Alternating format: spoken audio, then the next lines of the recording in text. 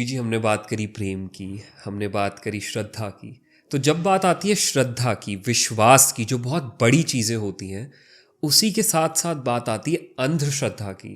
तो हमें कब पता चलता है कि हम श्रद्धा से लेकर अब अंधश्रद्धा के रास्ते पर चलने लग गए हैं? जब आप किसी भी भगवान या किसी साधु संत से कुछ एक्सपेक्ट करने लगते हैं जी तब आप धीरे धीरे अंधश्रद्धा की ओर बढ़ते हैं। एक्सेप्ट इन दी सेंस, आप किसी संत के पास जा रहे हैं जी आपने उनसे जाके कहा कि महाराज जी हमें भक्ति दो, जी वो आशीर्वाद देगा, भगवान कृपा करे, जी बात यहाँ खत्म हो गई। जी लेकिन जब आप कहेंगे मेरी फैक्ट्री बंद पड़ी है, जी जी उसको चलवा दो, तो वो आपको फिर उसके कितने भी रीज़न दे सकते, ये उन पे डिपेंड करता है। हो सकता है अगर कोई जेन्युइन व्यक्ति होगा, संत महापुरुष जो होते हैं, वो तो ये बोल देंगे कि तुम अपना भजन करो, भगवान पे भरोसा रखो, भगवान का नाम जाप करते रहो, भगवान सब ठीक करेंगे जी।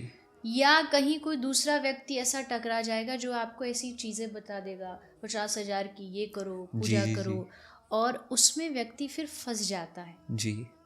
और अंधश्रद्धा लोग आजकल ज़्यादा मानते हैं कंपेयर टू श्रद्धा जी। और उसका कारण ये है कि लोगों के जीवन में दुख बहुत है जी।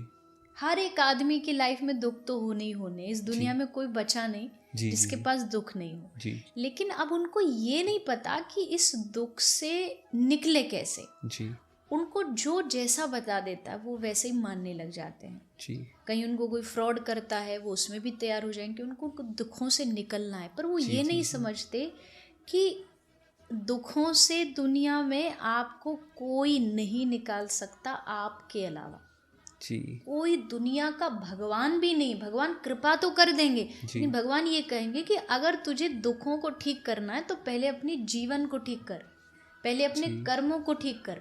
मैं कुछ नहीं करने वाला, जो कर रहा है तुझे तेरे कर्मों का मिल रहा है। तो अंधश्रद्धा बढ़ने का कारण बढ़ते हुए दुख है, ऐसा मुझे लगता है। अब अगर थोड़ा सा जो आज की जो पब्लिक है जी, उनके पास लैक ऑफ नॉलेज है शास्त्रों की, ना उन्होंने कभी भगवत गीता उठा के पढ़ी, न रामचरितमानस, न कोई शास्त्र जी।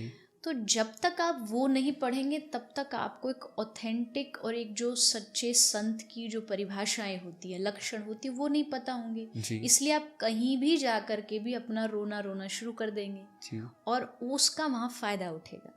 मैं हमेशा कहती हूँ नकली चीज़ वही खरीदता है जिसको सोने की पहचान ना हो। बिल्कुल। तो अगर आपको धोखा खाने से बचना है तो सोने की पहचान करना सीखो जी।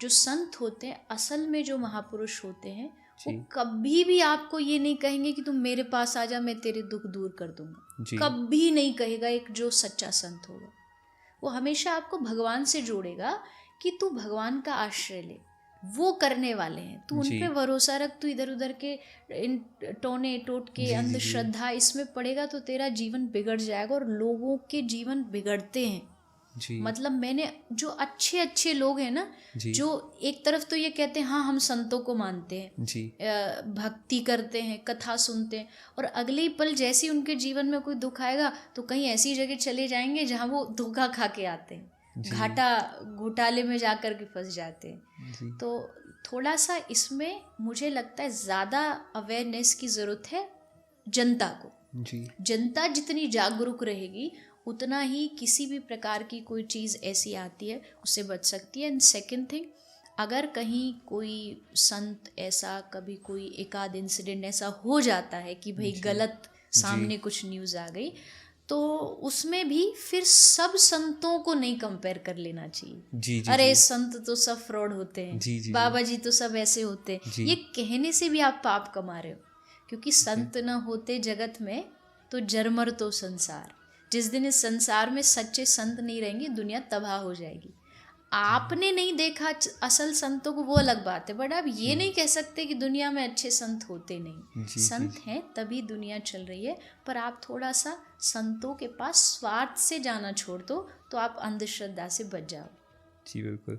और अभी रिसेंटली ऐसा देखा जा रहा है कुछ वक्त से कि बाबा कल्चर बहुत बढ़ गया है, हर जगह हर कोई बाबा है। लोग अपने आप को भगवान का अवतार बता रहे हैं, मैं इन भगवान का अवतार हूँ, मैं इस माता का अवतार हूँ, मेरे में भगवान आते हैं, मेरे में माता, ये बहुत सुनने को आता है कि आती है, ये क्या है?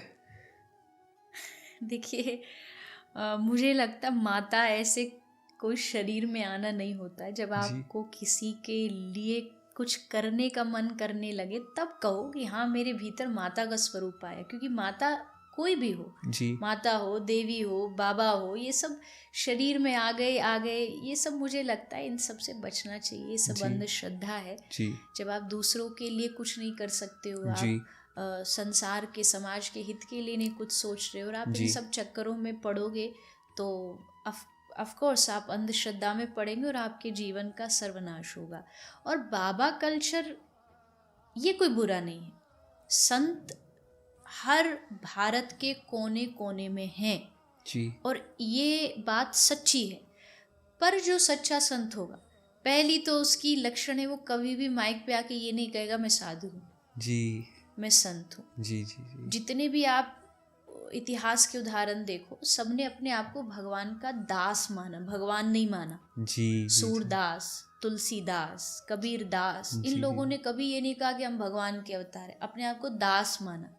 और अगर कोई आदमी आके कहता मैं फलाने भगवान का अवतार, क्या भगवान इतने फ्री हैं कि वो कहीं भी किसी भी मोड़ पे जा के इंटरव्यू दे रहे हैं, माइक पे कह रहे हैं हम भगवान हैं? भगवान कभी ऐसा नहीं कर सकते। इतना तो कोई भी बुद्धि रख सकता। अगर भगवान आ भी गई दुनिया में तो वो क्यों सबको कहते हुए घूमेंगे कि मैं भगवान का अवतार हूँ? तो ये चीज़ें जो हैं ये अंधश्रद्धा का एक बहुत बड़ा स्वरूप है और इससे बचेंगे जितना उतना हम अपने आगे आने वाली पीढ़ी को शुद्ध धर्म दे पाएंगे।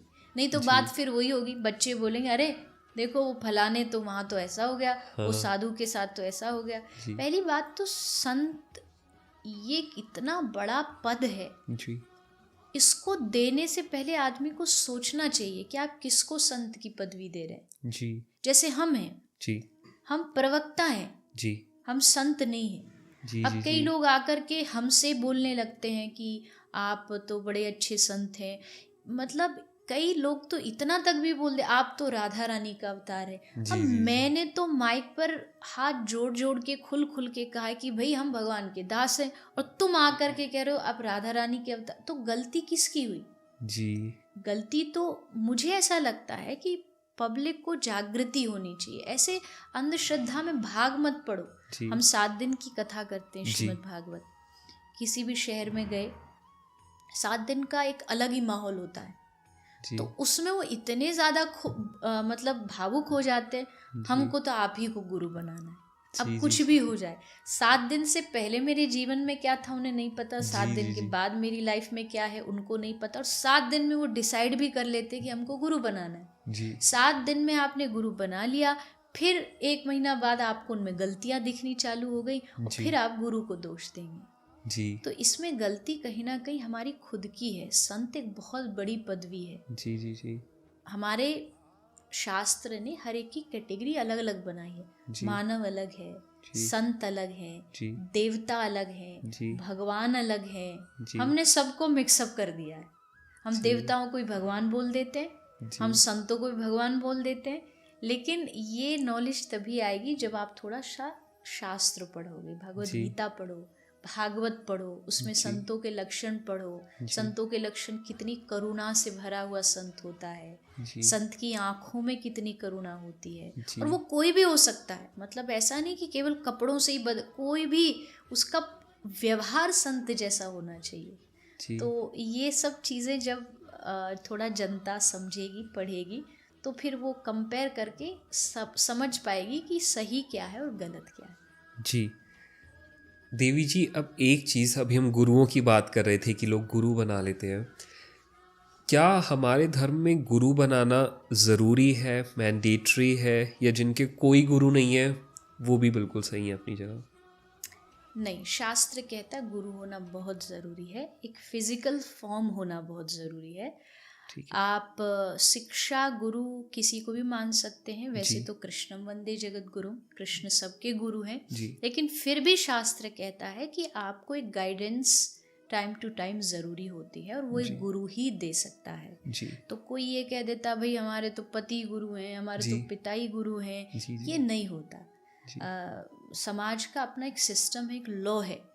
वो लॉ ये कहता है कि जहाँ जिस शिक्षा की जरूरत होती है उस फील्ड का गुरु आपको चाहिए। जैसे आपके माता पिता गुरु हैं आपके जीवन के, आपकी बोलचाल के, आपके संस्कारों के। टीचर्स आपके गुरु हैं आपके एजुकेशन के, शिक्षा के। अध्यात्म का गुरु कौन होना चाहिए? वो होना चाहिए जिसको प्रॉपर नॉलेज हो। तो उसके लिए फिर हमको गुरु बनाना, गुरु धारण करना बहुत ज़रूरी है। इसमें थोड़ा सा सोच समझ के बनाना चाहिए। जैसा मैंने कहा, ये कोई भी इमीडिएट इसका डिसीजन नहीं लेना चाहिए। गुरु को कुछ समय तक जानो, गुरु कुछ समय तक आपको जाने, और फिर जब एकदम आप 100% श्योर हो जाओ, क्योंकि गुरु रिश्ता एक ऐसा है आप बदल नहीं सकते। कल को आपको इन गुरु में कुछ अच्छा नहीं दिखा तो आप ये नहीं कह सकते अब मैं जाके दूसरा गुरु बना रहा हूँ। तो मतलब इसका प्रावधान नहीं है? नहीं है। ऑथेंटिक गुरु से दीक्षा लोगे तो, क्योंकि आजकल इसमें भी बहुत सिस्टम चल रहा है कि नाम दे दिया जाता है कि गुरु बन गए, पर वो गुरु दीक्षा नहीं होती। जैसे मैंने शुरुआत में कहा था 4 संप्रदाय हैं, उनके अंडर जो आता है वही ऑथेंटिक दीक्षा मानी जाती है। ठीक है। इसके अलावा तो आजकल बहुत सारे अपना ही लोग धर्म चला देते हैं, वो फिर गुरु नहीं मान सकते। पर इन 4 संप्रदायों में जो दीक्षा लेता है उसके बाद आप फिर बदल नहीं सकते। तो इसलिए सोच के, समझ के, समय दे करके तब फिर गुरु का चुनाव करना चाहिए, पर गुरु होना बहुत ज़रूरी है।